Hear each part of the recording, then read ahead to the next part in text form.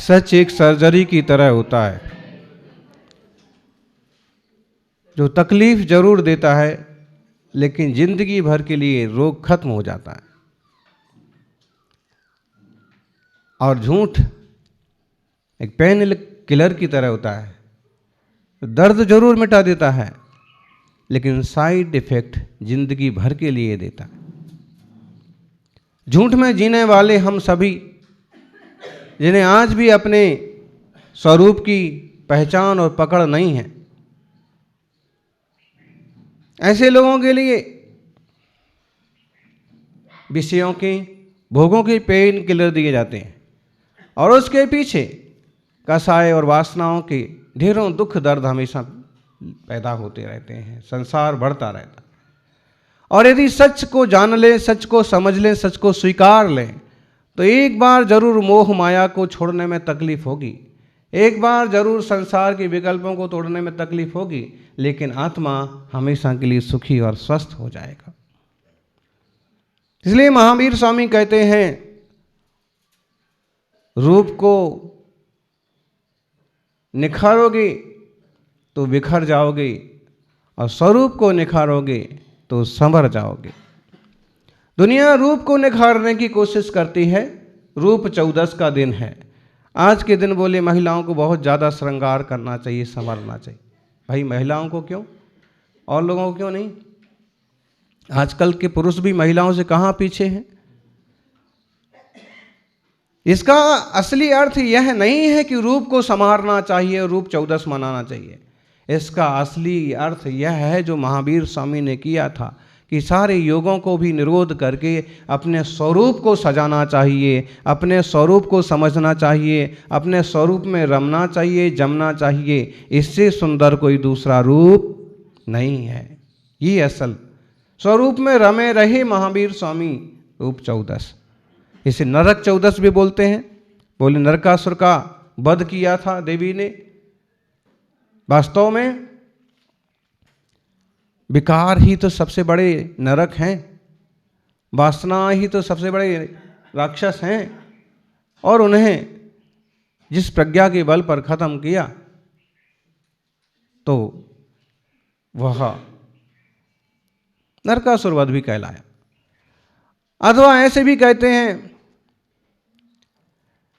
कि इस दिन दान जरूर देना चाहिए, पितरों के नाम से भी दान निकालना चाहिए ताकि हमारे कोई पूर्वज नरक ना जाएं। भाई किसी के करने से किसी का तो क्या होता है, लेकिन ये जरूर है कि अच्छे काम हमेशा करते रहना चाहिए। जब तक रूप स्वरूप की परिभाषा ही ना जानेंगे समझेंगे, तब तक करेंगे क्या? तरह के धर्म हैं, अनेक तरह के दर्शन हैं, अनेक तरह की मान्यताएं हैं, और सब अपने अपने ढंग से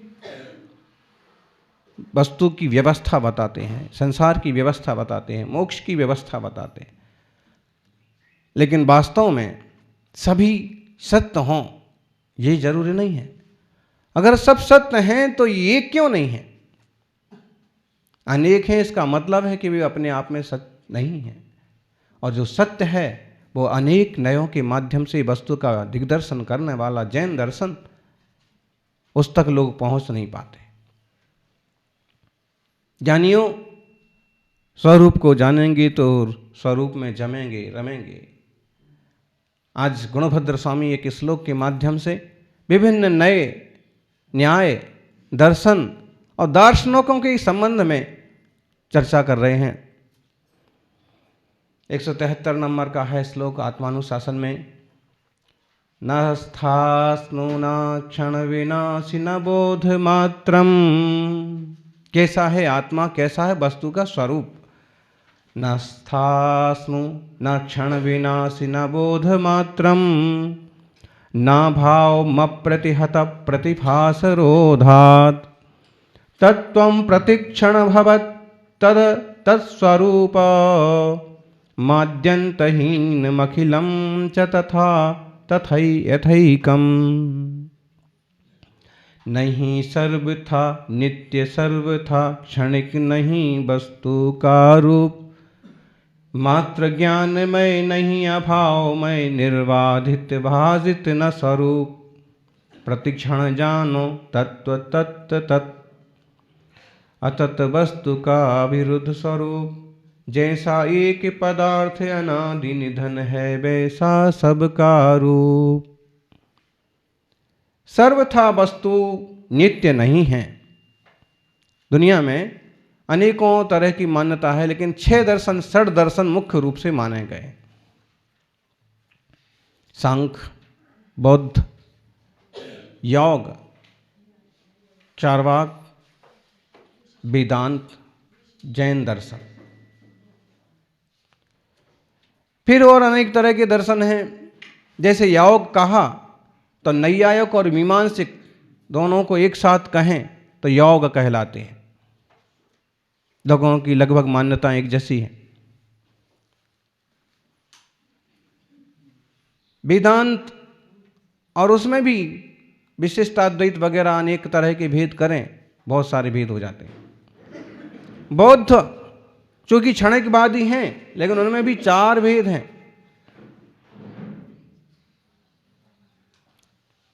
शून्यवाद, ज्ञानाद्वैतवाद, योगाचार, अनेक तरह के दर्शन, अनेक तरह की मान्यताएं, अनेक तरह के विद्वानों ने कही हैं। लेकिन महावीर स्वामी कहते हैं वस्तु सर्वथा नित्य नहीं है, जैसा कि सांख्य दर्शन वाले कहते हैं,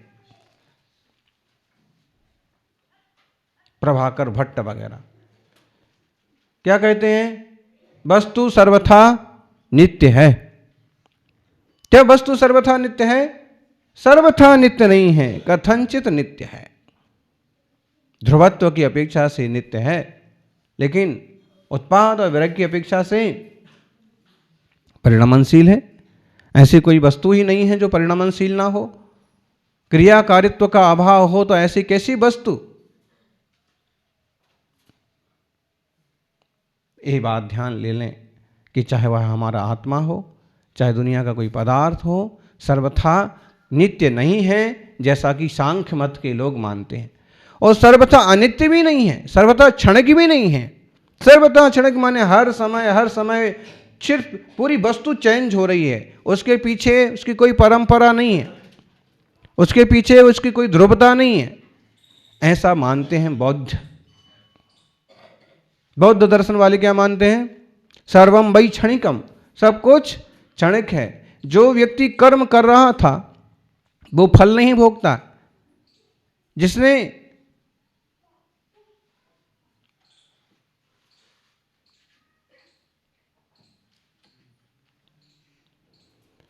कर्ज लिया है वही नहीं चुकाता है। ऐसी मान्यता उनकी है। अगर हम अनित्य भावना की तरफ से विचार करें तो ठीक मालूम पड़ता है कि हाँ सब कुछ क्षणिक है, लेकिन एकांत पक्ष लेके बैठ जाएंगे तो वैसा नहीं है। वह वस्तु कथनचित क्षणिक भी है और कथनचित ध्रुव स्वभाव की अपेक्षा से नित्य भी है। ऐसे ही मोक्ष के मामले में मान्यता है कि प्रकृति और पुरुष का पृथक पृथक हो जाना। प्रकृति कर्म करती है और पुरुष तो शुद्ध ही है। ये मान्यता है सांख्यों की। पुरुष का स्वरूप में रह जाना वह है मोक्ष। लेकिन वहां पर भी मान्यता गलत है। प्रकृति सब कुछ करती है, पुरुष पर कोई प्रभाव ही नहीं पड़ता। ऐसा नहीं है। और बौद्धों की मान्यता है दीप निर्माण विवा मोक्षा। मोक्ष कैसा है? जैसे दीपक बुझ गया, जल रहा था दीपक को, जहां बुझ गया वहीं उसका सब कुछ बिखर गया। बस ऐसे ही आत्मा का सब तरफ से बिखर जाना, वह बौद्धों ने मोक्ष माना। चूंकि द्रव्यार्थिक न्याय से हम भी कहते हैं कि आत्मा शुद्ध है, ज्ञान घन है और वह तो कभी कर्मों से प्रभावित ही नहीं हुआ, लेकिन वह सर्वथा ऐसा नहीं कह सकते हैं। एक नए विवक्षा से ऐसे कहा जा रहा और विभिन्न नयों से वस्तु के विभिन्न धर्मों का व्याख्यान होता है। वस्तु तो जो है सो जो है, लेकिन उसको पकड़ने के लिए, उसको समझने के लिए नयों का, निक्षेपों का आधार लिया जाता है। तो न सर्वथा नित्य, न सर्वथा नित्य मुदित्य पैति, न च क्रियाकारक मत्र युक्तम, नैवा सतो जन्म सतो न नासो दीपस्तमः पुद्गल भाव तोस्ति। सर्वथा अभाव नहीं होता है, सर्वथा नाश नहीं होता है, सर्वथा उत्पाद नहीं होता है। अगर दीपक नष्ट हो गया तो दीपक ज्योति रूप से नष्ट हो गया, अंधकार रूप से तो उसका सद्भाव है। मनुष्य मनुष्य रूप से मर गया तो भी देव या मुख पर्याय रूप से तो उसका उत्पाद हुआ है। हरा आम बदल करके लाल हो गया, पीला हो गया, हरे आम का अभाव हो गया है, वस्तु का अभाव थोड़ी हो गया है, वो बदल करके वही लाल या पीला हो गया है। तो चाहे पुद्गल हो, चाहे जीव हो, चाहे छह द्रव्य हो, सब वस्तुएं अपने आप में अनेक धर्मों को, अनेक गुणों को लिए हुए हैं। और महावीर स्वामी इस चीज का व्याख्यान करते हैं कि कर्माधीन होने के कारण से, आश्रवबंध होने के कारण से जीव स्वरूप से भटका हुआ है और रागी द्वेषी मोही होकर के दुखी होता है। अगर यह इस माया को समझ जाए, इस भेद विज्ञान को समझ जाए कि मैं ज्ञान घन चैतन्य आत्मा हूँ और देह आदि की रचना पुद्गलमय है, तो इसको रूप का, स्वरूप का दर्शन जरूर होगा। निज रूप को, निज स्वरूप को जानने से, अरे भेद विज्ञान तो त्रियंच पर्याय में भी हो जाए तो भी वह व्याख्यान कर पाए ना कर पाए, लेकिन सम्यक दर्शन के बल पर अब अपने भावों को सुधार लेगा। ऐसे तत्व की दृष्टि हम सभी करें। न भाव म प्रतिहता प्रतिभास उधात, सर्वथा अभाव नहीं है, सर्वथा अखंड ही नहीं है वस्तु, सर्वथा खंड खंड भी नहीं है। वस्तु प्रति समय तत्रूप भी है और तत्रूप नहीं भी है। वस्तु अनादि निधन स्वरूप भी है, अनादि निधन स्वरूप नहीं भी है। अनेकांत की दृष्टि से देखने पर वस्तु के विभिन्न धर्मों को, आत्मा के विभिन्न गुणों को, पदार्थ के विभिन्न आयामों को जान करके निश्चय होता है कि सर्वथा एकांत पक्ष लेंगे तो हम अनेकांतवादी नहीं कहलाएंगे, मोक्ष मार्गी नहीं कहलाएंगे। इसलिए न्यायों के माध्यम से, न्याय के माध्यम से तत्व को समझ करके, और फिर हम जब अपने ध्रुव ज्ञान स्वभाव चैतन्य मात्र को अनुभव का विषय बनाते हैं, जो कि आत्मा ज्ञान मात्र नहीं है। कभी कोई सर्वथा कहे आत्मा मात्र ज्ञान रूप है, कहा ऐसे ही जाता है, आत्मज्ञानम स्वयं ज्ञानम, ज्ञान मात्र आत्मा।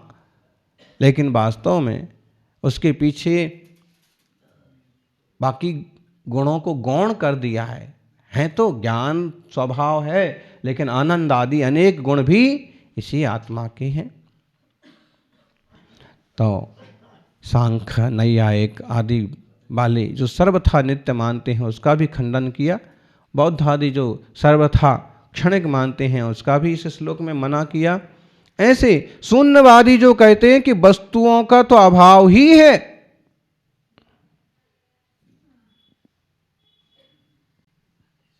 वस्तुएं हैं ही नहीं।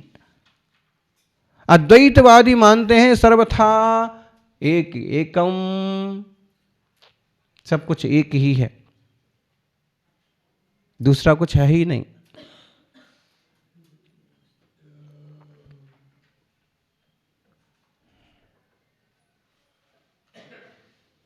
एकोस्मि बहुत श्याम, मैं एक हूं और बहुत होता हूं, अथवा एक ही बहुत रूप हो रहा है, इस तरह की मान्यता। एक बहुत रूप कैसे हो रहा है?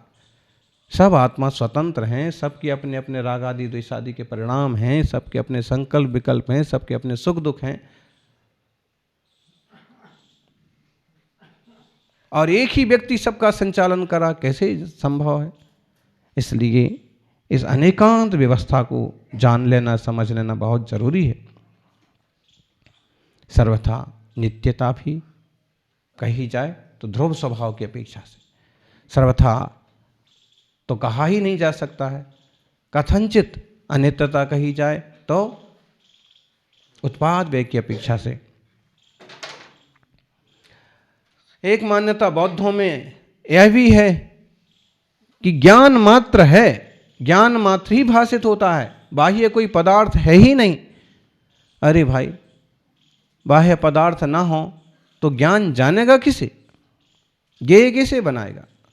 इसलिए ज्ञान स्वभाव वाले हम चैतन्य आत्मा हैं।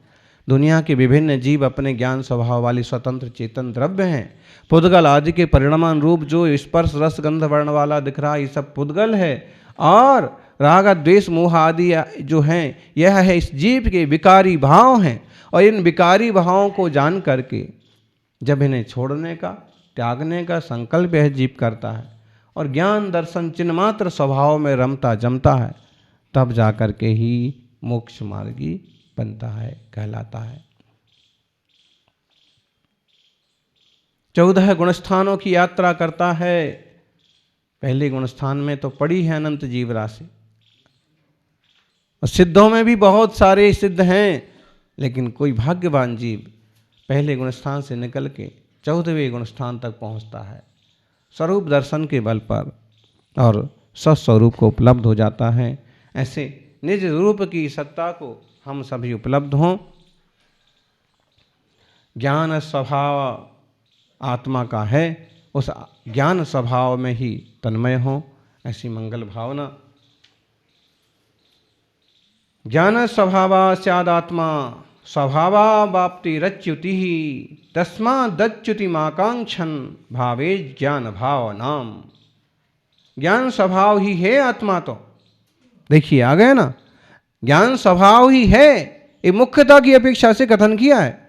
और भी गुण हैं, लेकिन ज्ञान के बल पर खुद को पकड़ा और पहचाना जाता है। इसी के बल पर सब कुछ होता है। ज्ञान स्वभाव है आत्मा, इसमें इससे च्युत नहीं होना और इस ज्ञान स्वभाव का ही निरंतर चिंतन करना, ज्ञान स्वभाव की ही भावना करना, विकारी भावों की भावना नहीं करना, क्रोधादि भावों की भावना में नहीं उलझना, ईर्षा द्वेष आदि में नहीं चित्त को ले जाना। ये बुद्धिमानी का मार्ग है, बुद्धिमानी का कार्य है। अपन सभी ज्ञान स्वभाव को समझें और ज्ञेयों में आसक्त हुए बिना ज्ञायक की रुचि बढ़ाएं, तो हम भी एक दिन प्रभु महावीर स्वामी की तरह अयोगी, केवली और सिद्ध होंगे। जय बोलिए 24 तीर्थंकर भगवान की।